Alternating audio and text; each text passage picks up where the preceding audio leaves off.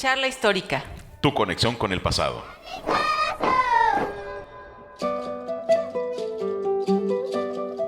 Hola amigas y amigos, bienvenidos a una emisión más de Charla Histórica. Les saluda Luis Güense y le doy la más cordial bienvenida a Alejandra García. Bienvenida, maestra. Muchas gracias, Luis. Estamos aquí muy contentos y muy honrados de la presencia del doctor Gerardo Sánchez Díaz. Él es investigador de la Universidad Michoacana de San Nicolás de Hidalgo y es ampliamente conocido en la rama de la historia. Y bueno, pues estamos de manteles largos porque bueno, pues se nos acompaña y vamos a charlar acerca de diferentes temas que él maneja y que siempre maneja la mayoría. ¿Cuántos maneja, Luis? La mayoría de historia, ¿no? Pero bueno, vamos a ver. Compartirles a nuestros amigos que nos escuchan qué es lo que hace un historiador, ¿no? Qué es lo que la gente a veces pregunta. Bueno, un historiador, ¿qué hace? ¿Cómo le hace? También preguntan. Entonces, pues aquí el doctor Gerardo nos va a compartir de su quehacer.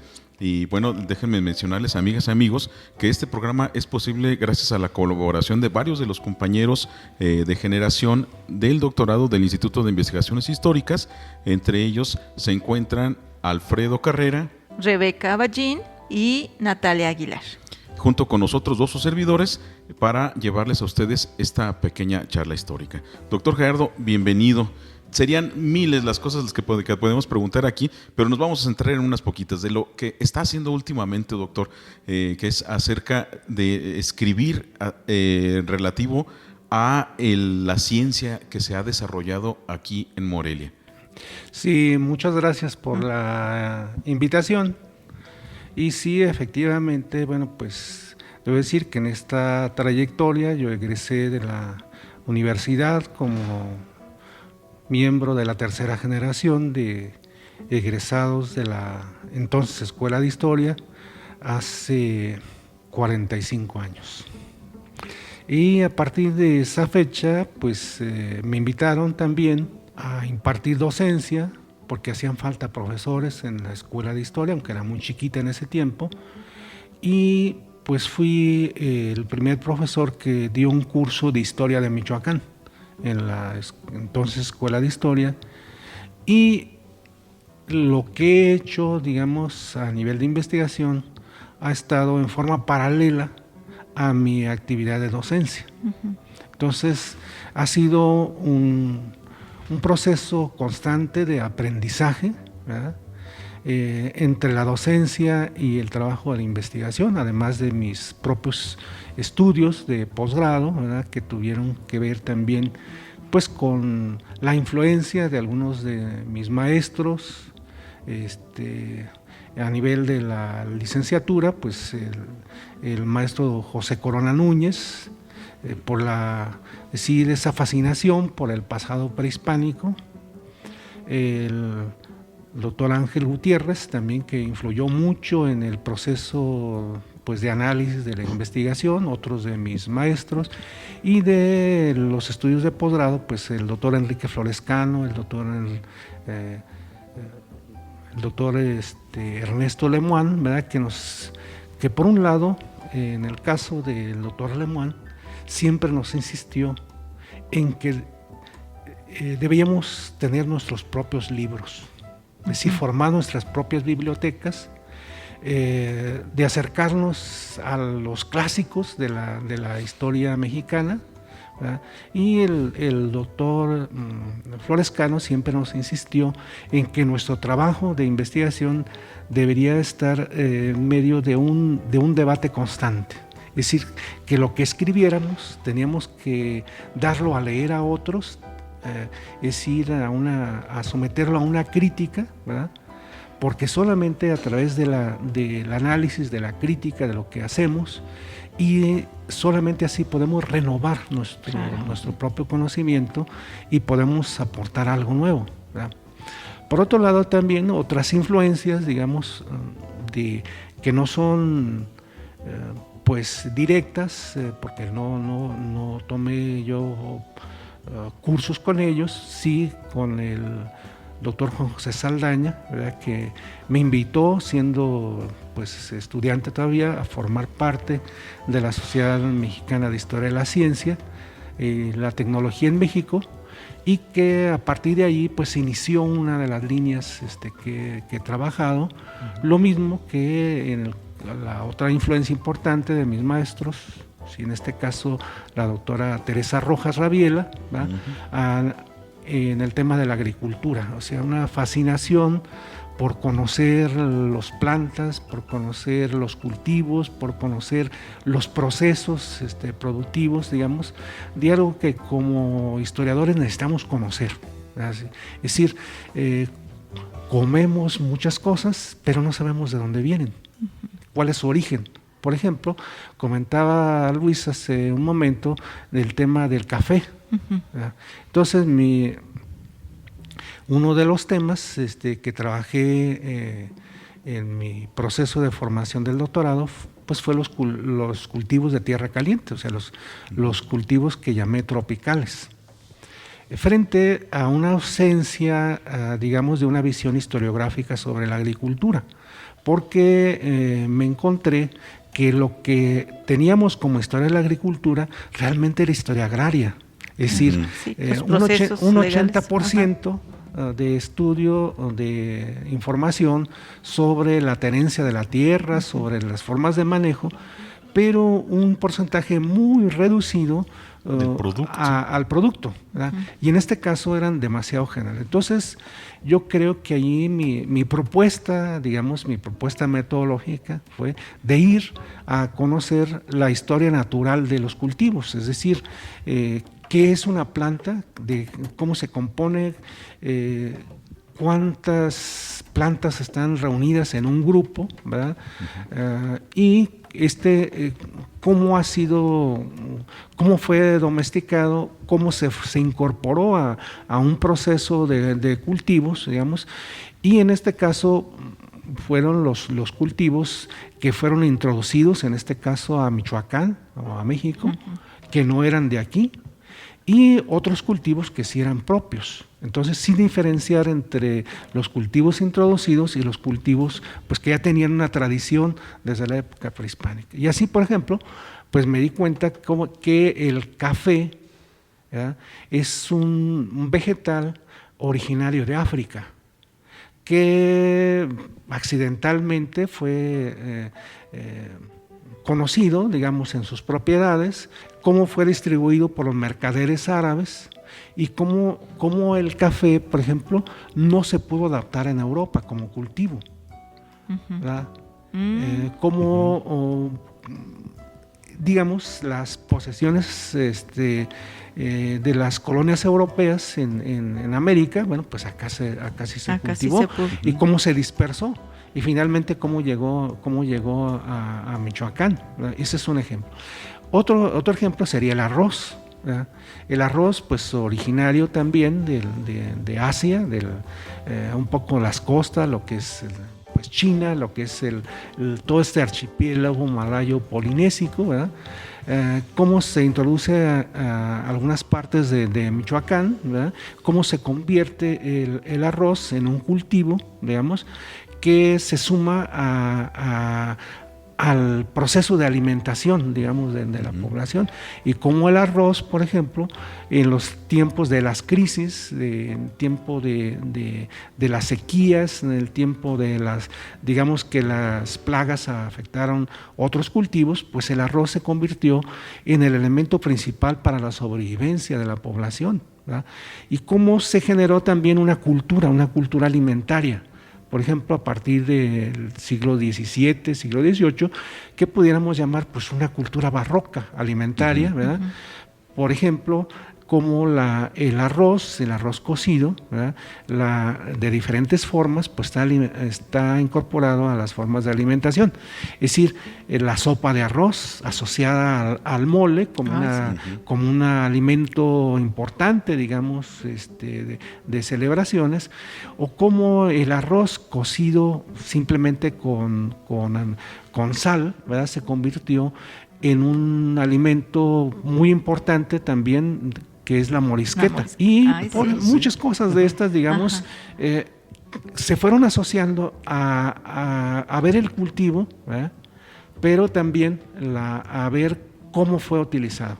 Doctor, ahora cuéntenos, ¿dónde encuentra usted la información para dar a conocer todo esto tan interesante que nos está platicando? Porque se dice fácil que digan, bueno, ahí está escrito, pero para llegar a ese punto hay que buscar las pistas para que nos van a dar ese lugar a afirmar toda una serie de acontecimientos acerca, en este caso, del cultivo. ¿Dónde encuentra esas fuentes, doctor? Bueno, hay muchas formas, ¿no? Una, pues hay que revisar, por ejemplo, las crónicas, hay que revisar, o sea, no hay un acervo en sí, digamos, que podamos hacer seguimientos, ¿no? Es una información fragmentaria que está dispersa, ¿verdad? Y que hay que ir juntando las partes, ¿verdad? Así, cuando se juntan las partes es cuando podemos tener algo, ¿verdad? Entonces, digamos, esa fue, o sea, buscando información, reuniéndola, cruzando los datos, en fin, y sobre todo también, pues, la gran necesidad que tenemos de conocer los espacios, de conocer el clima, de conocer los suelos, ¿verdad? Es decir, nuestra formación de historiadores tiene que ir más allá de los datos históricos considerados como duros, sino meternos en una diversidad de conocimientos, que yo creo que eso es lo importante. No, y al dar el paso a abordar ese tipo de temas, yo fui testigo de cómo sí tiene impacto en la gente. Hace un par de semanas estábamos con el doctor Gerardo y llega una persona, un veterinario, con un libro bajo el brazo, escrito por el doctor Gerardo, una publicación de él acerca de los cultivos tropicales de Michoacán. ¿Quién es el doctor Gerardo? No, es él. Ya y dice, oiga, gracias, vengo a que me firme esto porque tenemos un grupo aficionados al café y su libro nos ha servido de guía. Y el doctor Gerardo también con cara de admiración, y yo más. Pero ver cómo una persona ajena a lo que es el ámbito histórico tiene en sus manos un trabajo de un historiador que impacta en sus vidas, ¿no? Entonces, por eso es muy importante también, amigas y amigos que nos escuchan, acercarse a este tipo de publicaciones, porque nos va a abrir un panorama, el saber de dónde venimos, incluso, como dijo el doctor Gerardo, hasta lo que nos comemos. Y si buscamos en internet, en diferentes lugares, ponemos el nombre del doctor Gerardo Sánchez, va a tener un mundo de posibilidades de libros y de textos y de artículos, pero platíquenos, doctor, ahorita, ¿qué está trabajando porque siempre está trabajando algo nuevo? Sí. Bueno, pues acabo de terminar una colaboración para un libro conmemorativo de los 200 años de la fundación del Estado de Michoacán, que tiene que ver con la construcción de los nuevos saberes científicos. Es decir, parto de una idea de que durante la época colonial el conocimiento de la naturaleza vino desde la corona. ¿Para qué? Buscar las propiedades de las plantas, de los animales, de los recursos naturales que beneficien a los intereses de la corona, ¿verdad? Ya sea, digamos, de utilidad para pues actividades, digamos, comerciales de tipo económico, o para construir la farmacopea, es decir, pues el conjunto de conocimientos para, digamos, enfrentar los padecimientos humanos. Y en este caso me encuentro que es un conocimiento construido desde aquí, es decir, desde los criollos, desde decir, ahora tenemos que construir nuestra propia ciencia, nuestro propio saber, ¿verdad? Y en ese sentido hay una obra que se publica hace 200 años, precisamente en 1824, el Novorum Vegetabilium Descriptiones. Una obra hecha en conjunto por un diputado constituyente de Michoacán, Juan José Martínez de Lejarza, y un eclesiástico, ¿verdad?, que tiene una trayectoria en Europa, originario de Veracruz, Pablo de la Llave. Y entonces hacen la descripción de 100 plantas nativas de México, y buena parte son plantas que por primera vez se describen para la ciencia, y les ponen o están dedicados en memoria de los próceres de la independencia. Por ejemplo, un árbol que se había localizado en Uruapan, que se conocía como guanita, fue clasificada, fue descrita por José Martínez de Lejarza como Morelosia. Morelosia es el género, sí, de acuerdo al sistema linneano, y la guanita, la especie. Entonces, el género dedicado a Morelos. Y una cosa así, pero muy, muy impactante, digamos, es como parte de la descripción, dice, Guanita, ¿cuándo saldrás de Uruapan a darte a conocer al mundo y dar a conocer las grandezas del Marte mexicano? Es decir, una cosa de una trayectoria, o por ejemplo, otra especie que dedicó Pablo de la Llave a Hidalgo, la hidalgoa, la hidalgoa ternata, una planta trepadora, digamos, de flores muy vistosas, ¿verdad?, en el paisaje, de carácter rojizo, que se encontraban en lo que es hoy el estado de Veracruz. O algunas especies nuevas como la Casimiroa edulis, es el árbol que conocemos como el zapote blanco, dedicado a un dirigente indígena de Otomí que participa en la guerra de independencia y está dedicado a la memoria de los próceres. Entonces sí tenemos muchas cosas. La yendoa, hay un género y una especie dedicadas a un matrimonio importantísimo, ¿verdad? La Basoloa taboada. La Basoloa está dedicado a un insurgente, ¿verdad? Y la especie a su esposa.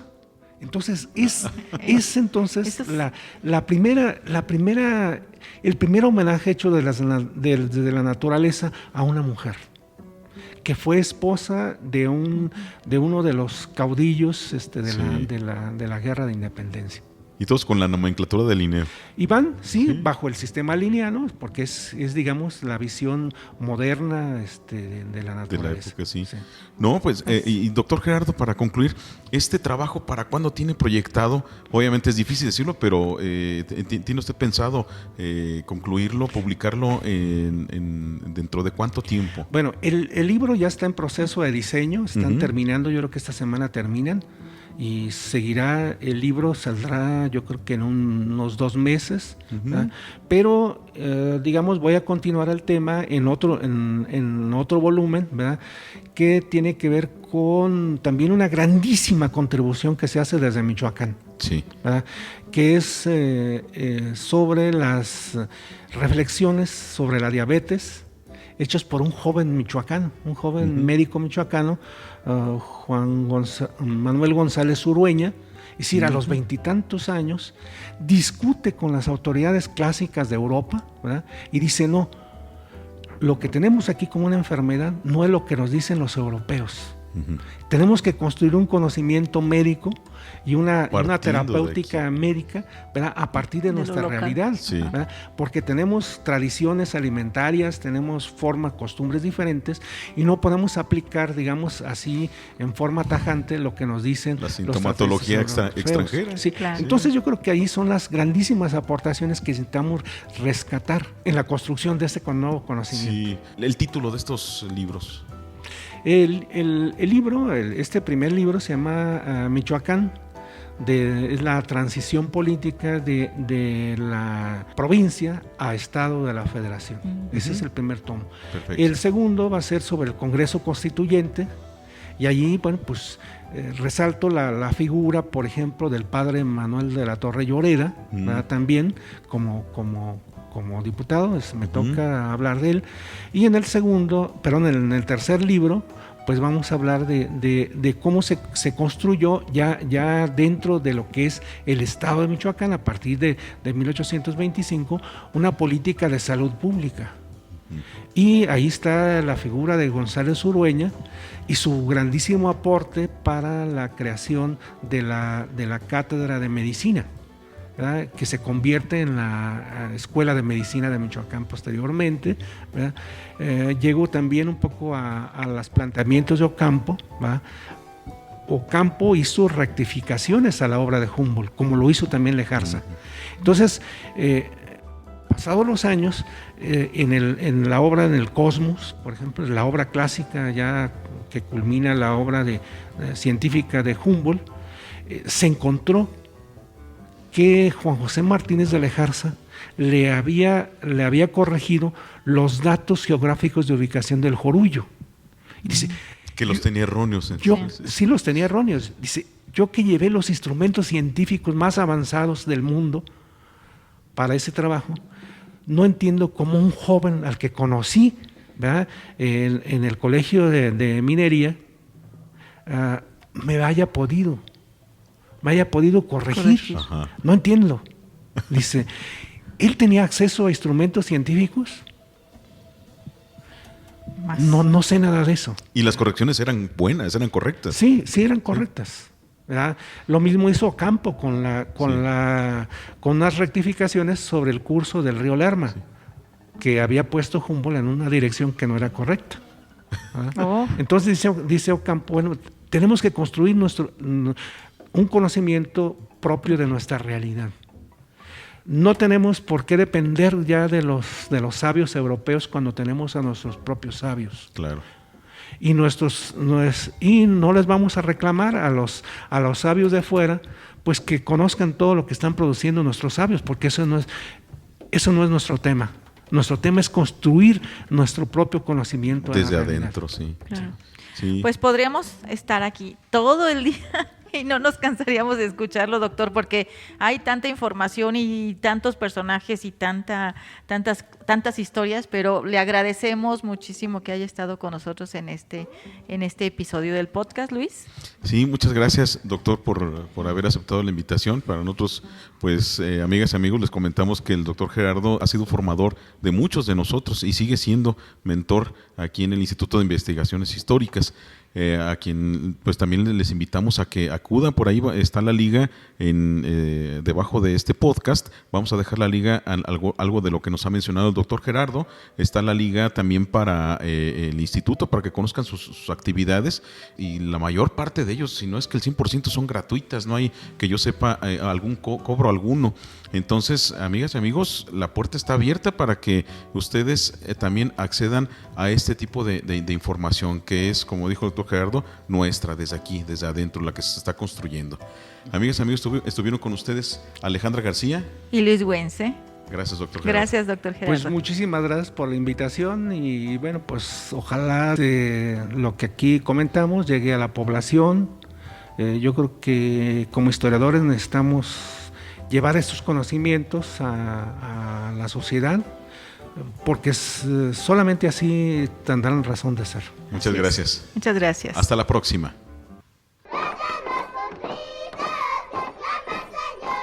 Charla histórica. Tu conexión con el pasado.